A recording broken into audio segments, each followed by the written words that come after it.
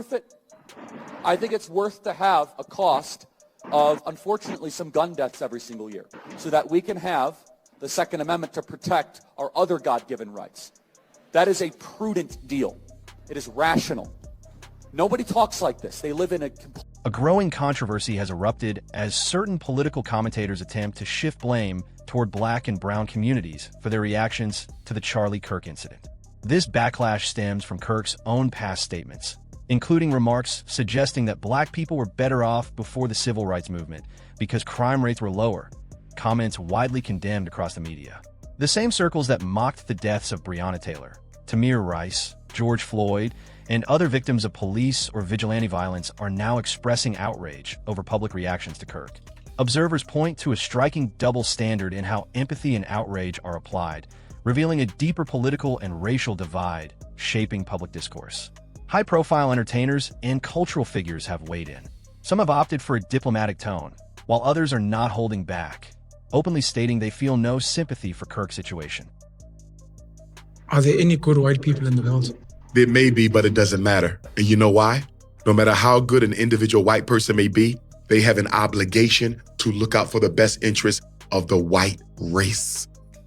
50 Cent posted a highly charged statement so controversial that he was later pressured to delete it, drawing major attention to the issue and sparking heated online debates. Meanwhile, reports surfaced of some of Kirk's followers issuing threats over his shooting, even as many of those same individuals said nothing publicly about the victims of the Colorado school shooting that occurred just hours later. Amanda Seales highlighted this disparity directly, saying she had no empathy for Kirk, reinforcing a growing divide between public sympathy and public accountability.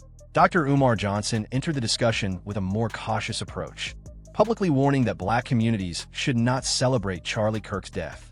His statement raised the question, are these reactions simply for shock value, or do they reveal something deeper about the country's growing divisions? The uproar underscores how quickly online responses can escalate and how polarized American society has become. The conversation around Charlie Kirk's assassination has become a flashpoint, one not only about a single man's death, but about how public figures frame tragedy, accountability, and political consequences. Within hours of the news breaking, celebrity reactions were shaping narratives, drawing backlash, and igniting arguments across social media timelines and national outlets. The first major celebrity to weigh in was 50 Cent. In trademark fashion, his response was blunt and unfiltered. Rather than offering a polished statement or condolences, he posted a screenshot of the moment Charlie Kirk was shot and captioned it with, "And for the first time, there was a new school of thought that was chemically induced that made people question the very society they lived in. By 1960, the President of the United States was only 42 years old. Can you imagine? DMX is older than that. And he was going to usher in a new era of peace. He was going to avoid the Cold War. He was going to end segregation. And they blew his fucking brains out in front of everyone in Dallas. This country was never the same. Want to know how I feel about this? I don't know, but I know it's a good time to shut the F up. That single post instantly became a trending flashpoint online. Kirk's supporters quickly accused 50 Cent of being heartless, insensitive, and even of celebrating Kirk's death. Comment sections lit up with angry messages calling for boycotts and declaring that 50 Cent was over. Some went so far as to issue veiled threats, writing things like, "Hope you're next," along with other hostile remarks. The backlash grew intense enough that, within hours, the post was quietly deleted. But by then it had already been screenshotted and shared thousands of times across multiple platforms. Not everyone agreed that 50 Cent had crossed a line. Large numbers of people defended his comments, pointing out that Charlie Kirk built an entire public image on minimizing black suffering, spreading racially charged conspiracy theories, and mocking victims of police brutality. To them, it seemed hypocritical to demand sympathy for someone who never extended empathy himself. One viral comment read, "I'm not feeling any sympathy for someone who would call me every slur in the book. Sorry, bookie." Another observed, "All this outrage is performative nonsense, yet silence is given to parents losing their children to school shootings." These reactions underscored the deep frustration many observers feel about the double standards in public empathy. Next up was veteran comedian and commentator D.L. Hughley, who also refused to hold back. First, he shared a viral TikTok video highlighting the irony of Charlie Kirk's own words about mass shootings. The clip replayed Kirk saying it was worth having some shooting victims here and there if it meant he could keep his guns, a direct quote attributed to Kirk. For critics, that remark made his supporters' current outrage seem even more hollow. But Hughley didn't stop there. He later posted a second clip showing Speaker of the House Mike Johnson asking members of Congress to offer prayers for Charlie Kirk and his family. Hughley's caption called out the hypocrisy, noting how quickly political leaders mobilize sympathy for high-profile figures while ignoring countless unnamed victims. I have watched any number of people of all kinds of stripes, people, theologians, politicians, people who consider themselves activists, all kinds of people on the conservative right talk about empathy, and they talked about empathy as if it was a pariah, empathy as if it was a moral failing, and they referred to empathy as a weakness. And it's interesting that they would call themselves Christian and be anti-empathy, because that is the tenet, a core tenet of Christianity. So that is being a Christian without the empathy is like being a sushi chef without the fish. But empathy is apparently a weakness to a lot of people. And you never know, but I have always believed and hold this now, that empathy is quintessentially human. Human. It is the core of humanity. It certainly is the core of Christianity, if you call yourself Christ-like. But how is it that you can despise empathy, that you think it is a weakness, that you think that people are susceptible to it, like it's the cold or the flu, and that you despise empathy, but would like it when someone who you love is hurt or killed? We can either decide to be human and empathic, whether we relate to, like, or understand a person or not. But in America, nothing is more American. Nothing is more quintessentially who we are than violence against people we disagree with, and then having a lack of empathy when we don't relate to them, when we don't like them, when they don't look like us. I don't know how you can be a Christian nation and call yourself a Christian nation and extol the virtues of Christianity, but only be empathic when they look like you. That's not Christianity. That's not humanity. The reaction to D.L. Hughley's posts added yet another layer to the ongoing debate about selective outrage, public empathy, and political theater. In his caption, he wrote, "Has Mike Johnson done this for victims of school shootings? Did Mike Johnson do this for Congresswoman Hortman and her husband, Mark, who were unalived?" Hughley then doubled down when news broke that Donald Trump had ordered U.S. flags flown at half-mast to honor Charlie Kirk. He pointed out that the same flags lowered for the Pope were immediately raised again, yet were never lowered for countless innocent children. Hughley continued, "We haven't lowered flags for innocent children who have been unalived. He didn't order the flags lowered for Congresswoman Hortman. Is this a tragic event? Yes. Does it deserve that ceremony?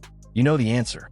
He also emphasized the striking hypocrisy of Charlie Kirk and his followers, noting that Kirk built his reputation on saying empathy was weakness. Yet his supporters were now demanding mass empathy for him. But Hughley wasn't finished. In another follow-up post, he shared a video compilation titled Hate and Bigotry, Charlie Kirk's Real Legacy.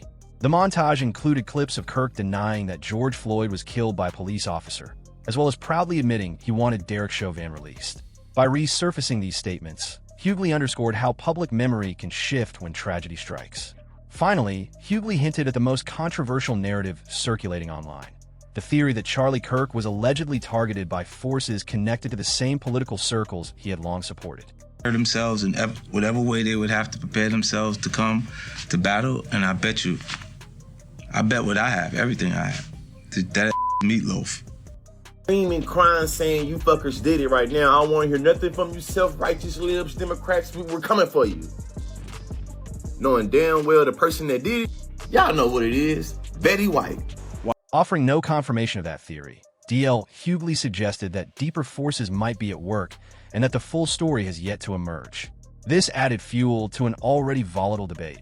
expanding it beyond sympathy or outrage and into questions of accountability, hypocrisy, and hidden motives. Hughley wrote, "I just want to remind everyone that when someone shot Trump, immediately it was blamed on the radical left and the liberal extremists, and it ended up being someone from his own side." He then added in the caption, "Remember, when you point a finger at someone, there are 3 fingers on that hand pointing back at you." This statement reframed the public conversation and highlighted how narratives are often created before facts fully emerge. Importantly, Hughley wasn't cheering on violence or condoning it in any form. He was dissecting the racial and political optics, pointing out how society often treats acts of violence differently depending on who is involved and how the victims or perpetrators are perceived. His comments underscored a broader double standard surrounding accountability and media framing. Predictably, Charlie Kirk supporters were furious, accusing Hughley of deflecting from the tragedy and trying to excuse the shooter. On the flip side, many people agreed with him, arguing that these reactions were really about manufacturing a larger racial conflict. They noted how Black audiences were largely disengaging from the outrage and refusing to be baited into further division. But Hughley isn't the only public figure being targeted by Kirk supporters. Amanda Seales has also been dragged into the controversy after openly refusing to muster empathy for Charlie Kirk during a live Instagram chat. Seales fired back at critics in real time, pointing out that Charlie himself had repeatedly dismissed empathy as weakness and used his platform to ridicule others who were grieving or suffering. Her stance added another layer to the cultural debate, highlighting how public figures risk backlash no matter how carefully they frame their reactions. He said it's a bad thing. He said it's some new age made up shit. He also said people got to be sacrificed in order to protect.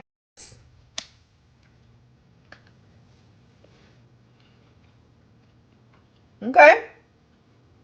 Now, if he was saying that while fighting for reparations, I may have a little bit of empathy.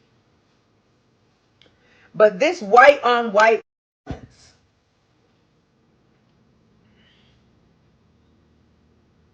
he died? Damn, B. Life comes at you fast. For someone like Charlie Kirk, because I cannot be in his shoes. I have no frame of reference for that. I have no cognizance for that. There literally is nothing about his existence that I can relate to. So I don't have any empathy. Amanda Seales clarified that she could not have empathy for someone like Charlie Kirk because she could not step into his shoes and found nothing about his public life or views she could personally relate to. Her statement was a direct, unapologetic declaration of boundaries, not a celebration of tragedy. Almost immediately, Charlie Kirk's most loyal supporters began attacking Amanda online, calling her every name in the book. The backlash spanned demographics. On X, a wave of criticism emerged, with some Black men calling Amanda a sociopath, a piece of ish, and worse, while white critics went so far as to demand that she be denaturalized and deported. Some posts even invoked the phrase Black fatigue, framing her comments as an attack on their identity politics. Despite the vitriol, Amanda had a significant number of defenders. Many highlighted Charlie Kirk's long public record of racist statements, anti-Black rhetoric, and open dismissal of empathy as a concept. They argued that Amanda was not celebrating death or promoting violence, but simply refusing to perform sympathy for a man whose career was built on dividing people and minimizing Black suffering. One widely shared comment summed it up. Nowhere in her statement did she celebrate his death. Nowhere did she espouse hate. She simply said she doesn't have empathy for him. He called empathy a dangerous new age word, his words. He didn't want empathy, and now people demand it on his behalf. This observation echoed across timelines, sparking a deeper conversation about selective morality and the limits of compassion in public life. Amanda closed her remarks with a sharp point. I will not celebrate his death, but I will not be mourning either, and that doesn't make me hateful in the slightest. Her stance resonated with many, and comment sections quickly filled with both praise and criticism. One viral response read, "She's too real. Now I understand why the media isn't on her side. The media didn't like Malcolm X either, until I started to really listen. Salute to this woman from across the world. She's braver than your favorite rapper and your favorite rapper's favorite rapper." As the internet debated Amanda's comments, another major voice entered the conversation. Dr. Umar Johnson became a trending topic when he responded in a very different way from what many expected.